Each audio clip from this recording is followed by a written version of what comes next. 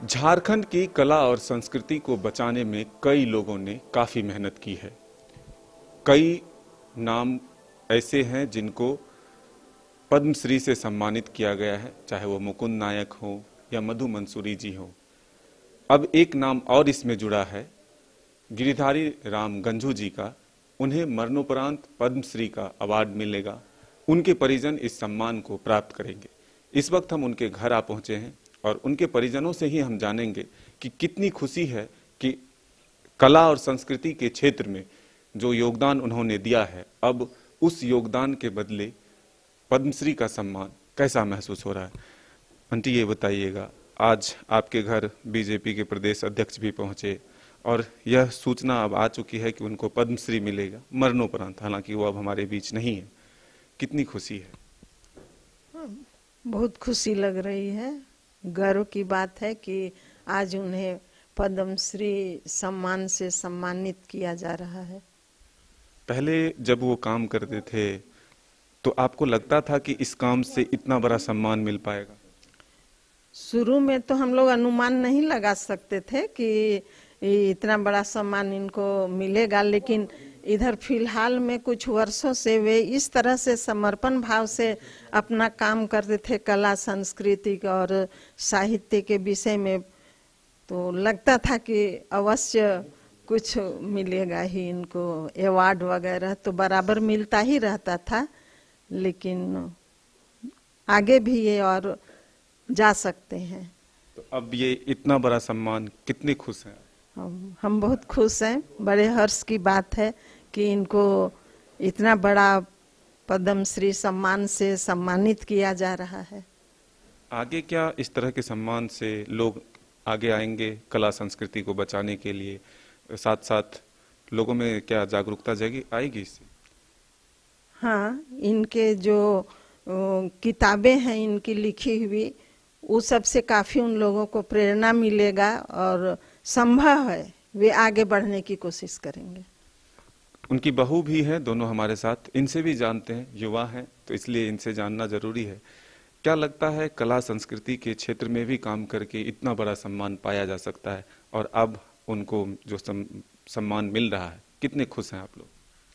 ये तो हम सबके लिए बहुत बड़ी गर्व की बात है, पूरे झारखंड के लिए, नागपुरी विभाग के लिए, कला संस्कृति विभाग के लिए, सबके लिए ये बहुत बड़ी गर्व की बात है। और इस क्षेत्र में काम करना ये तो बहुत अच्छी बात है। और उनके थ्रू जितने भी लोग उनसे जुड़े हुए थे, जो लोग जानते थे, अभी इतनी बड़ी उपाधि मिलने के बाद जो नहीं जानते थे वो लोग भी जानेंगे।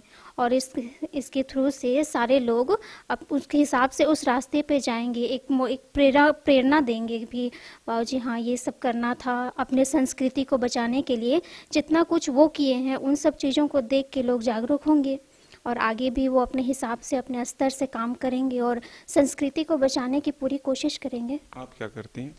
हम बीएड और पीजी कंप्लीट किए हैं, अभी शिक्षा का तैयारी कर रहे हैं।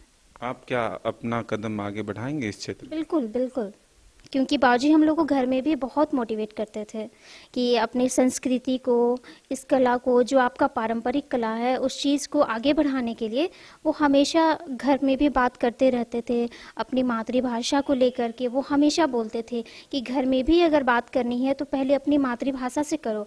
ऐसे तो अभी तो सब लोग अपने अपने नॉर्मल जैसे हिंदी, इंग्लिश ये सारी बातें कर लेते हैं, लेकिन वो चाहते थे कि एक बच्चा भी पहले सीखे तो मातृभाषा सीखे, उसके बाद ही वो आगे बढ़े। आपको क्या लगता है, जिस तरह से आधुनिकता के दौर में लोग तरह तरह की भाषाएं सीख रहे हैं, तो अपनी भाषा, अपनी कला को बचाए रखने के लिए क्या आप लोग अपना कदम आगे बढ़ाएंगे? हाँ, कोशिश करेंगे। जैसे बाबूजी हमारी संस्कृति और सभ्यता को बचाने के लिए कोशिश किए, जिसके चलते उनको आज पद्मश्री मिला।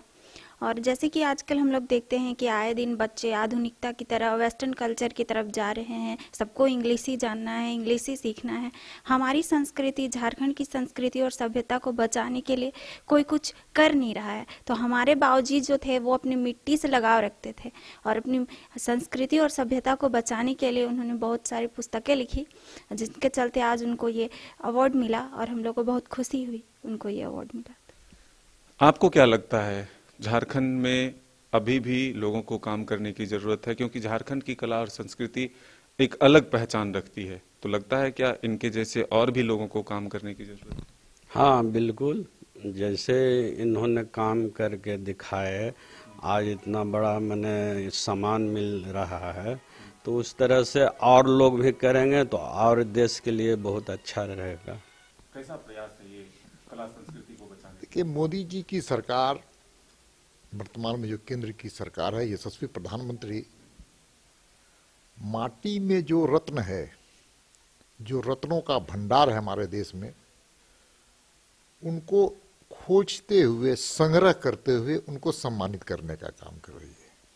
उसी कड़ी में झारखंड के संस्कृति, झारखंड के संस्कार के अनुकूल और साहित्य कला से लेकर के झारखंड का असली जो वास्तविक हृदय है, आत्मा है, उनको हमेशा गुंजू जी ने उसको सम्मानित किया है, गिरधारी जी ने सम्मानित किया है। और उसी सम्मान के कारण झारखंड आज पूरे दुनिया में, भारतवर्ष में एक संस्कृति, एक अच्छे संस्कृति वाहक के रूप में ये राज्य जाना जाता है। इसलिए आज हम सब लोग यहाँ पर आए हैं, आकर के गिरधारी जी हमारे बीच नहीं है, लेकिन उनके अच्छे काम के कृत्य, अच्छे काम जो उन्होंने किया है, उस काम के कारण प्रधानमंत्री जी ने, भारत की सरकार ने उनको सम्मानित करने का काम किया। आज उनकी श्रीमती जी के पास आकर के हम सब लोग आशीर्वाद भी ले रहे हैं। आज घोषणा हुई, मरणोपरांत इनको पद्मश्री से नवाजा जाएगा। जितना मेरे दिल में ये सुनकर के खुशी है, उतने ही दिल में दुख भी है, इसलिए कि वो शख्स जिसके हम लोग साथ में आवाज उठाते रहे कि झारखंड की अखड़ा संस्कृति आज विकास और ग्लोबलाइजेशन के क्रम में किस तरह से बचेगा, अखड़ा संस्कृति, उसके आवाज हम लोग उठाते रहे झारखंड के कोने कोने में, देश में, विदेश में भी। और आज हमारे सहिया हमारे बीच नहीं है, वो गुजर गए, लेकिन लिख के गए हैं, अखरा निंदाए गिलक। हमके लगता है कि अखरा निंदाए गिलक नहीं, आज तो गोंझू जी निंदाए गिले, लेकिन उनकर जो सवाल है अखरा कर, वो जिंदा रही, वो कभी नहीं मरी, हमरे उके मरेक नहीं दे। अभी हम अखड़ा सांस्कृतिक संरक्षण एवं संवर्धन कर कार्यक्रम पूरा झारखंड में, पड़ोसी राज्य में, देश में हमरे चलाए लागल ही। कुंजबन और तमाम उकर शुभचिंतक, सक्रिय संगठन, सक्रिय व्यक्ति बनकर साथ में। ये तस्वीर है, आप देख सकते हैं, गिरधारी राम गोंझू जी का, और इन्होंने अपने जीवन में कई किताबें लिखी है अपनी सभ्यता और संस्कृति को बचाने के लिए। आज मरणोपरांत इन्हें पद्मश्री सम्मान मिल रहा है। परिवार के लोग खुश हैं, झारखंड के लोग खुश हैं, क्योंकि एक नाम ऐसा फिर लोगों के जहन में आएगा जिससे लोगों को प्रेरणा मिलेगी अपनी सभ्यता और संस्कृति को बढ़ाने में, बचाने में। अपने सहयोगी संजय के साथ मदन सिंह, न्यूज़ 22 रांची।